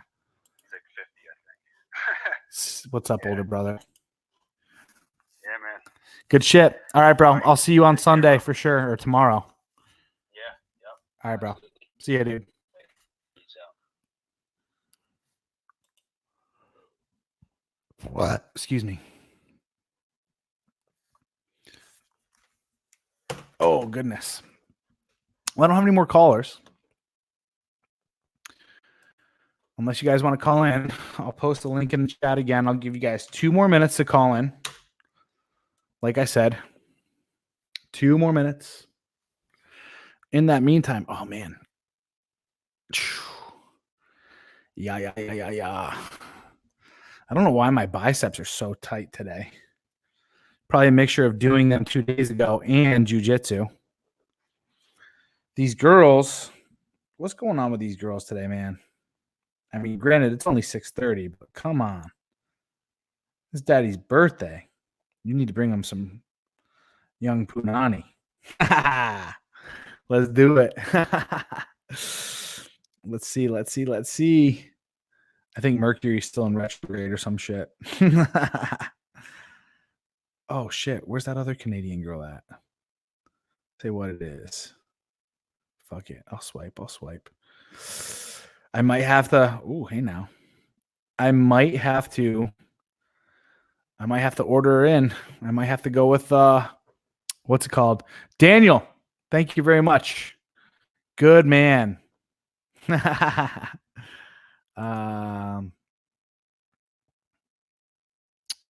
Good man. Be like, this is for the king. And then swipe her vaginal juice across her nose like this. Ood for greatness use case versus side effect use case. That's what I wanted to respond to you with. Why don't you just go to SenseSplit? You can go to SenseSplit right now and you could order both and you could test them out yourself and see which one you want. I would also recommend you also get Rehab as well, though. So try out Ood for Greatness, Side Effect, and Rehab, and pick which one you want out of those. Side Effect is honestly a little bit more, in my opinion, is going to be a little bit more fall, winter, because it's a little bit more spiced rum smell to it very, very sweet when it first sprayed on, but it's also like super, super seductive. It's my go-to fucking date night if I'm looking to smash. That and Leighton for sure. That, Leighton, Prada Luna Rosa Black, and Jean Paul Gaultier Ultra Male are my like fun Playboy sexy scents. Nice, good stuff. I'm glad you ordered all of those. Oud for Greatness for me is a little bit darker. Oud is a darker scent. It's a little bit heavier. I wore it the other day to the gym because I was just like, I just got a new belt in, and that I could keep smelling the belt, and I was just like, I'm here to fuck shit up today, and I put that puppy on. That for me, I think was going to be more towards the summer, but also at the same time, a little bit darker, a little bit more masculine. And when I first smelled it, I wasn't a big fan of it. I was a little bit disappointed, but it's also unforgettable. It's unforgettable. It's the same thing with fucking Fabulous for me. Fucking Fabulous, unforgettable smell. Side Effect, unforgettable smell. Oud for Greatness, unforgettable smell. Like there's nothing out there. Oh shoot, not sure if you can see me. I called via Zoom. Sorry, bro. Yeah, I got you in there. I didn't hear the doorbell ring. Give me 1 second. Let me finish answering questions about fucking what's it called? Yeah, there's your question. There's your answer, rather, for fragrances. Anyway, Christopher, why don't you speak up? Why don't you speak up, dude? Oh, I wasn't sure. In John's show, he has to like click you in. You know what I'm saying? Yeah, so yeah, sorry, yeah, I'm yeah. not quite used to this format. No, you're yet, good. but- You're good. Mine's more open format. Oh, nice, Yeah. bro. Awesome, man. Happy birthday, bro. Thank you. Thank you. I appreciate everything you're doing, bro. Thanks. Really awesome. Amazing content. Really love all the rite of passage stuff. I think the first time I just wanted to preface this before I get to my question. Go if that's ahead. Okay. Yeah, feel free. You got time. I think my first time, like, I got introduced to this idea. I was pretty young, and this might sound like a little weird, but I've always loved to read ever since I was a teenager. And there's a book that kind of jumped out at me. It's not a very well-known book, but it's called The Spiritual Practices of the Ninja by Ross Heaven, who is actually a psychoanalyst who does a lot of like, he does a lot of like plant medicine. Sure. And he does a lot of like wilderness meditation, stuff like that. The book is pretty dope. Like I kind of thought it would be like a history book or talking about their weapons or something like Sure. that. Because I've always thought, ninja were just really awesome. But there was a lot of like meditations in there, and it actually opens with this really beautiful chapter about rites of passage, and how important they are for men, and how basically they just aren't a thing in the U.S. anymore. Correct. There's something that's kind of been on my radar, but I wanted to get your thoughts on it. Can you repeat the name of that book again for me real quick? Yeah, absolutely. It's actually one of my favorite books. It's called The Spiritual Practices of the Ninja by Ross Heaven. Perfect. I'm probably going to check that out right after I get off with you. Awesome. How long is it approximately? Probably knock it out in a few days, maybe one, 200 pages. All right, yeah, good. Something like that. Yeah, I like it. Yeah, I've also been reading his most recent book. So this is kind of interesting. Like, I feel like darkness as a teacher or as a medicine has kind of been on my radar, like on my periphery. Yeah. Yeah. And his most recent book is called Darkness Visible. And basically all about like darkness meditation, and it's like, I'm not religious or anything. Sure. Jesus went into the desert. The Buddha went into the cave. A lot of like spiritual teachers use darkness, and they went into the abyss. Joseph Campbell's hero's journey. Yeah, absolutely. It's all mythological and archetypal. It's all a part. This is how the universe does business. It's how they make men. Absolutely. Keep going. So yeah, and it's kind of been in the back of my mind for a long time. Mm. I remember I was just kind of doing some work here and like applying to new teaching jobs, and then I got this notification from Marcus Aubrey, the owner of On It. Yeah, Aubrey And, Marcus. oh yeah, You're Joe Rogan's friend, or Yep, whatever. yep. And he was talking about he went to a darkness retreat. So he went to a town in Germany that's kind of like the town literally translates to the middle of nowhere, and there's like a spiritual teacher there, and I guess it's like a family, and they have 8 blackout rooms in their home. Yeah. And the way he explained it was pretty incredible. Like his experience, the things he saw, and the way it helped him as a medicine. So I guess to kind of pull this all together here is I know that I want to do something like this. I was asking you about the Iboga, which I absolutely want to do, but when I saw that, I felt a pretty intense like nudge towards that, you know. Whatever you feel called to. Okay. Now, the only thing that I would caution you with is this, though. So Aubrey has done ayahuasca, he's done Iboga, he's done San Pedro, he's done all sorts of other stuff, which helps out with brain chemistry and changing different pathways of the brain, even the grooves of your brain. And not to air your dirty laundry at all, but you have a history with depression and anxiety. Right. I don't know how I feel about you going and sitting in darkness as a medicine right yet. Okay. That's all I have to say. That's just me, like, because what I would be trying to fix first and foremost is that aspect of your life. You know what I'm saying? Yes. That's all. That's actually, yeah. I mean, that's why I wanted to call in. Sure. You definitely have more experience. And that's why I say, especially for you, you're one of the first people I've recommended Iboga to. That's why I think that's huge. But at the same time, too, though, if you felt called to that, man, that is the universe nudging you onto your path. Yeah, it was pretty intense. Like it was. Listen to it. Okay. So that I'm from the side perspective, you know, just being a mentor and guiding, and obviously being one that's been around this stuff. My first one would have been to go and do the Iboga, but this could be part of your path. That could absolutely be part of your path. It could be the first thing. And just know this too, man. I've gone fucking off the deep end before. I've lost, like, I've gone in fucking K-holes and all sorts of other shit, like fucking crazy. And I've come back because, again, the law of the universe is this: for every action, there's an equal and opposite reaction. So even if this does do something where it doesn't heal that aspect of you, there's always someone out there. I know people that I could send you to or link you up with that could help you get back on track. So if you felt drawn to do that, dude, I say go for it. Really appreciate that, bro.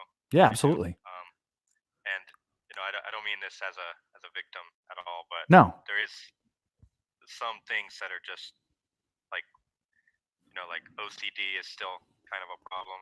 Sure. And I was looking into that. You know, I've been doing the meditations, the Lisa A. Romero. Yeah. Yeah, it's really, really helpful. So I appreciate you No recommending doubt. that. No doubt. But also, like, as I've been researching, there seems to be like a connection with childhood trauma and OCD and PTSD. You know? Yep. OCD is coming from the mom. Yeah. There's it sounds like OCD usually comes from a very overbearing mother that wasn't able to nurture and created kind of a masculine space where you had to prove your worth to her in a young age. I don't know how I'm doing as far as that's concerned to your life. Yeah, that's what it feels like. Pretty accurate. She was pretty crazy, to be honest. Yeah. Trying to, you know. But yeah, mother's job when you're from 0 to 7 is supposed to make you as the child priority number one, so to speak. Well, if she's not psycho and narcissistic to the point of whatever, it's supposed to make you feel nurtured and as though your being is being taken care of. And when you have a psychotic parent who doesn't teach you that, there's a level of disconcertedness with reality, right? Like you don't yet understand your value because she never gave that to you. Right. Yeah. Right. Cool. Exactly. What did Aubrey say about that practice? What did he take away from it? See, let me tell you one thing though. Like, I'm grateful for Aubrey because he's the one that showed me iboga and ayahuasca. But at the same time, too, I'm also very weary of people who go and do all these things all the time. It's like, how much healing do you really need? You know what I'm saying? Like, Right. what do you really need to be working on? Because like, here I am, I've done ayahuasca and iboga and a few other things and stuff like that, but I'm at the point now where I'm on my path. I'm doing XYZ. It's like, all right, I don't need to be going and doing a fucking retreat here and there every fucking other weekend and writing about it. It's like, Yeah. do you know what I'm saying? Like, so I guess, Yes. yeah, I guess what I'm asking is what did he say about it? What did it heal? Yeah. There's a few things. What were the takeaways? That spring to mind right away. One thing that I wasn't quite sure about. So I guess I'll start with the thing that I wasn't sure about, and then I'll go to the thing that seemed really powerful and positive. Sure. The first one was, and I'm not trying to judge him. Maybe it was very genuine, but he was saying that he saw his wife and he was kind of like crying, and he said that she was asking him if he was doing it right, and this was like this powerful breakthrough to where they were able to reconnect again after they met up. So that one was the one part of the interview where I was like, I don't know about that, but yeah, Aubrey's super blue pill, like super blue pill. It sounded like it. Oh, he's so blue pill. It's so bad. Yeah. But as far as like the dopamine fast and the neural pathway reboot, that sounded really, really awesome. That's fucking cool. That's cool to hear about. Yeah. Are you isolated the whole time? Yeah. Wow. The whole time. He said that the only like stimulation that you get is opening a window and hearing a little bit of nature, but it's like far enough away to where it's faint, and then like you literally have to learn everything. So it's like you have to put your food out ahead of time, and then they bring you a vegan diet type of food, right? Well, I guess that is just what the caretakers or whatever the hosts do, so they bring you the food and then you open a door, but yeah, there's no stimulation other than that. He was talking about how everything was like crazy vivid, like you can't see anything, so you actually have to like squirt in the toothpaste, because you can't see it to put on the toothbrush. And he talked a lot about some visions that he had. He said that he saw the Buddha, which actually probably the most powerful moment of the interview was he said that he saw Buddha and he was like, Buddha, and then Buddha smiled and he said, why are you smiling? And Buddha said, why are you not? So stuff like that. But again, I don't want to get too caught up in the, sure, like you were saying. Yeah, it's like for me too. When I went and did iboga, it was completely different from what he experienced. He considered iboga to be the hardest thing that he's ever done. And I was like, yo, this is fucking gentle in comparison to ayahuasca and other things, and is just way better of a teacher than I ever expected. But then I was expecting it to be like, because he talked about it being like Google, where he could like Google questions and ask it and then get the answers. Iboga was not like that for me at all. Like it came through different ways afterwards in synchronicities. It's so weird. So I don't know. I also think that Aubrey's the type of guy that's really denying his masculine, and he's the type of dude who's like really trying to redefine masculinity in this like feminine way. And I think he's a bit over the top with a lot of his stuff, but I don't know. Maybe he is seeing this stuff. This is just me again. Whatever. Like, grateful that he introduced me to this stuff in a way, because I heard about it first on Joe Rogan's podcast when I was going through my worst stuff. And then the Boga thing popped up a little bit later, but completely different from anything that I've experienced, that he experienced. So everybody's different though. Honestly, these things are meant for you and you alone. So do what you want to do. Obviously you know what my recommendation is, but you also know what you're being drawn to. So exactly. Yep. Exactly. Yeah. This is kind of a transition stage. Again, I mean this in an empowering way. You know, I have the network now. You know, I've got guys like you and John, and I definitely don't. I mean, I want to take the advice and run with it. You know, I don't want to be an asshole in any way. yeah, I feel you. No, dude.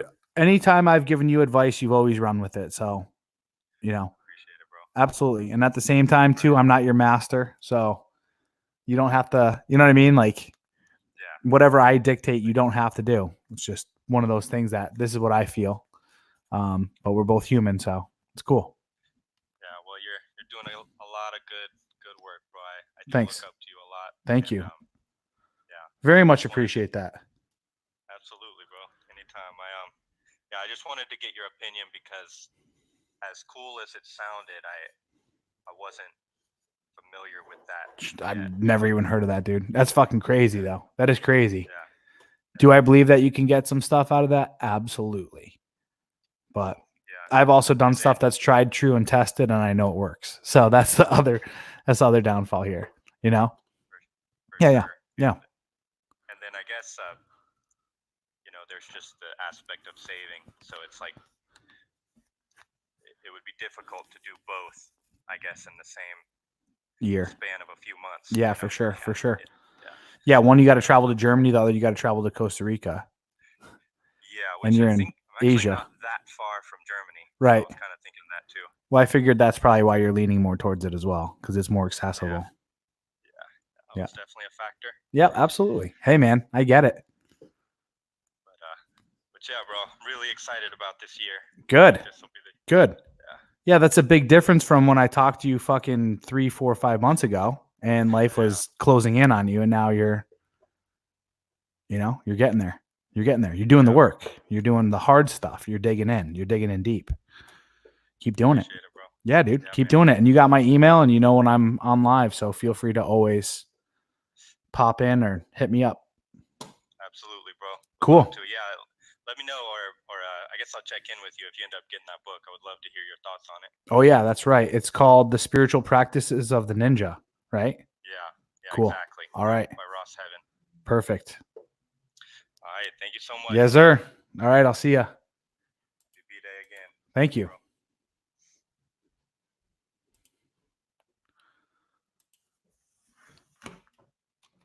All right.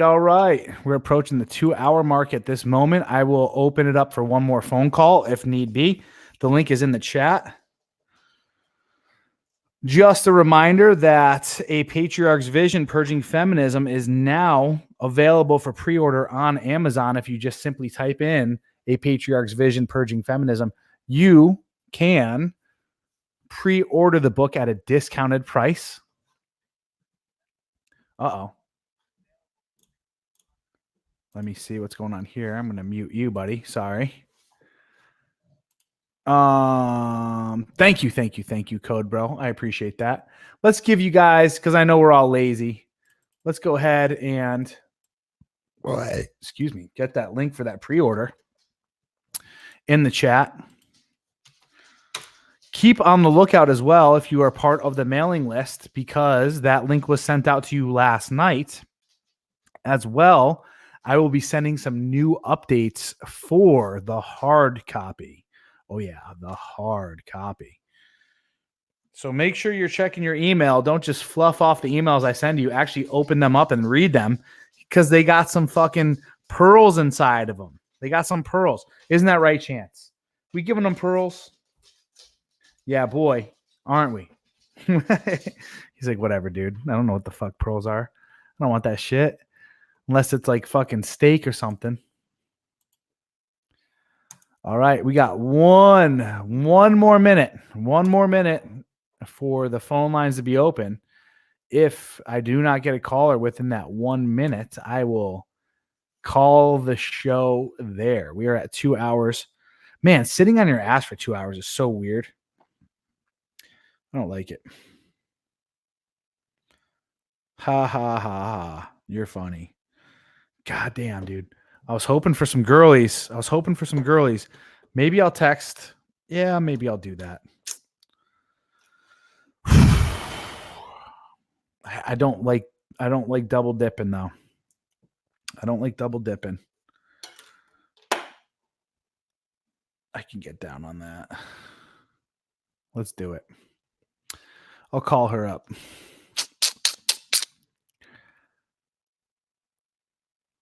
The child needs to be validated by the parent mother. Absolutely. How and why does alcohol mess up the iboga after you do it? I think it just interferes with it somehow, some way. I have no clue. Lots of compliments on that. Absolutely. Yeah, buddy. Absolutely.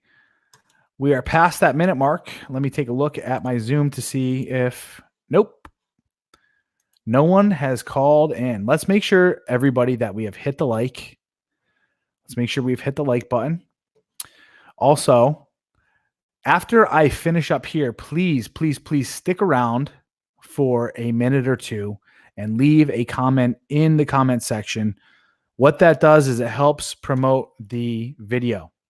So if you're not able to share because you're worried that your fucking aunt from Tallahassee is going to fucking say something about you being a misogynist, at least stick around and put a comment in the comment section.